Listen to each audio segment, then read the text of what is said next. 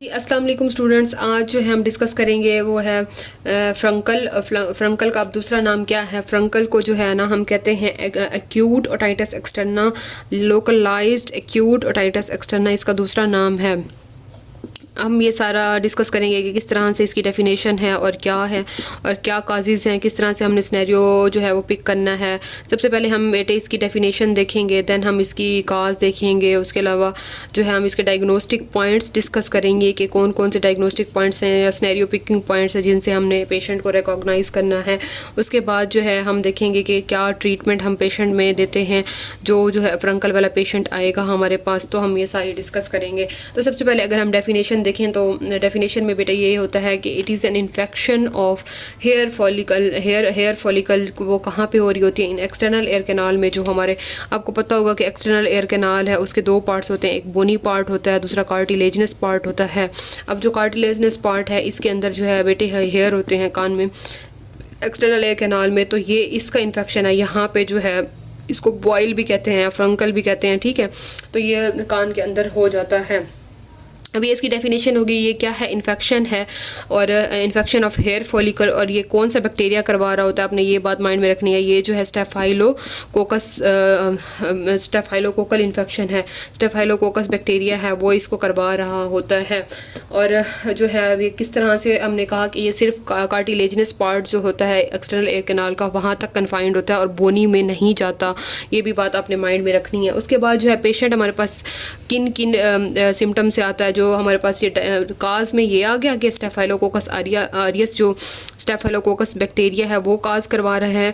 और डेफिनेशन में हमने कहा कि ये इन्फेक्शन है किसका, हेयर फॉलिकल का। देन हम डायग्नोस्टिक पॉइंट्स अगर हम इसके देखें तो डायग्नोस्टिक पॉइंट्स में पेशेंट किस तरह से आएगा। पेशेंट जो है उसको पेन हो रहा होगा, पेन के साथ आएगा, ठीक है, pain in external air canal. और जो है वो टेंडरनेस होगी बहुत ज़्यादा, पेशेंट जो है टच करने से भी उसको बहुत ज़्यादा पेन हो रहा होगा। और उसकी जो जॉ मूवमेंट्स होंगी, जॉ मूवमेंट्स मतलब जब वो बोलता होगा या कुछ खाता होगा तो तब भी जो है उसको पेन होता है।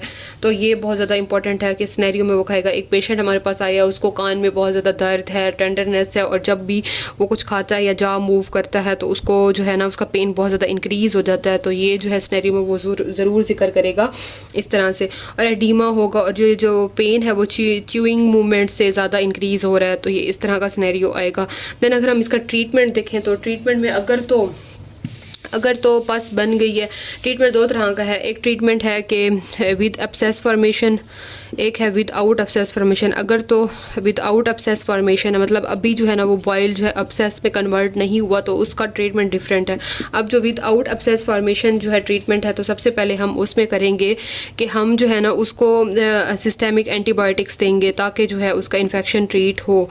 अब सिस्टेमिक एंटीबायोटिक्स देंगे, दैन जो है हम उसको लोकल हीट अप्लाई करेंगे कि हीट से भी जो थोड़ा बहुत इफ़ेक्टिव होता है कि वो जो बॉयल है वो रिड्यूस हो जाए। उसके अलावा अगर पेन बहुत ज़्यादा है तो हम उसको जो है एनाल्जेसिक्स देंगे, एनाल्जेसिक्स से भी बहुत ज़्यादा इफेक्टिव हो जाता है पेन कम कुछ हद तक। या हम देंगे उसको एयर पैक ऑफ इक्थामोल 10%, ठीक है। इक्थामोल ग्लाइसरीन जो है ये भी बहुत ज़्यादा इफेक्टिव होता है इसमें, तो हम ये भी बहुत ज़्यादा देंगे उसको, ठीक है। ये सारी जो है ये इसमें विदाउट एब्सेस फॉर्मेशन में ट्रीटमेंट्स हमने दिए, local heat and analgesics, air pack of ichthammol, 10% glycerine, ये जो है। अब जो है ट्रीटमेंट जो है विद एब्सेस फॉर्मेशन कौन सा होगा। अब हमने कहा कि ये विदाउट एब्सेस फॉर्मेशन, अगर तो एब्सेस बन गई है तो अब हम इस एब्सेस फॉर्मेशन में कौन सा ट्रीटमेंट हम देंगे। तो इसमें जो है हमने सबसे पहले क्या करनी है, ड्रेनेज करनी है और इंसियन देना है, इंसियन और ड्रेनेज, ताकि वो जो एब्सेस है वो हम ट्रीट हो सके। उसके अलावा जो है हमने एक बात और भी माइंड में रखनी है कि जो ये फ्रंकल होता है अगर इसमें बार बार रिकरेंसी हो रही है तो हमने जो पेशेंट में ये हिस्ट्री जब हम लेंगे ना पेशेंट की, तो उसमें हमने ये देखना है कि इधर पेशेंट जो है वो डायबिटीज़ का तो नहीं है। डायबिटीज़ वाले पेशेंट्स में बहुत ज़्यादा चांसेस होते हैं कि उनमें ये वाला इन्फेक्शन हो जाए। और उसके अलावा हमने पेशेंट का नोज़ भी एग्जामिन करना है, उसमें नोज़ में क्या नेज़ल वेस्टिब्यूल्स हमने देखने होते हैं कि क्योंकि वो भी बहुत ज़्यादा वहाँ पर जो स्टेफाइलोकोकल बैक्टीरिया है वो भी ग्रो होता है। तो बाज़ औक़ात पेशेंट क्या करता है अपनी फिंगर नोज़ से फिर कानों में ले जाता है, ठीक है, तो उससे भी जो है इन्फेक्शन वहाँ से भी चांसेस होते हैं कि वो कान में चला जाए। तो हम दोनों देखेंगे, उसका नोज़ भी एग्जामिन करेंगे, उसकी डायबिटीज़ की हिस्ट्री तो नहीं है, ये सारी चीज़ें हमने देखनी है। तो ये सारा इसका ट्रीटमेंट हो गया। एक दफ़ा मैं बुक से भी आपको रीड करवा देती हूँ कि फ्रंकल क्या है और किस तरह से। तो अगर हम बुक से एक दफ़ा रीड करें तो फ्रंकल क्या है बेटे, इसका दूसरा नाम है लोकलाइज्ड एक्यूट ओटाइटिस एक्सटर्ना भी कहते हैं, और ये एक स्टेफाइलोकोकल इन्फेक्शन है हेयर फॉलिकल का। और हेयर कहाँ पे कन्फाइंड होते हैं? ओनली कार्टिलेजनस पार्ट में।